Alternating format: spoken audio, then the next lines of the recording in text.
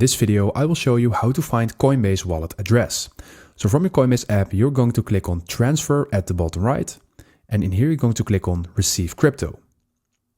From this section, you can basically select the asset that you want to receive.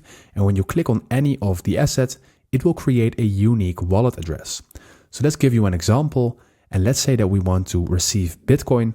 Then we're going to click on Bitcoin in here. And now we need to select a network.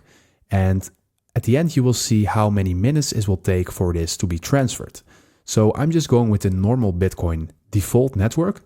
And I need to say that it is really important to match the network with the other wallet that you're making the transfer with. Because if you do not match these networks, then your crypto might get lost, and that is a real issue. So match the networks and then go ahead with your transfer. And when you click on the network, you will see your personal wallet address. And you can go ahead and copy this to your clipboard in here, and then you can paste it in your other wallet or just use it for whatever you want.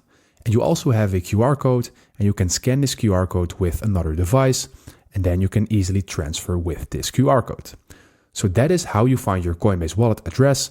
I did it with Bitcoin in this tutorial, but of course you can use any other crypto. Thank you for watching and subscribe to my channel.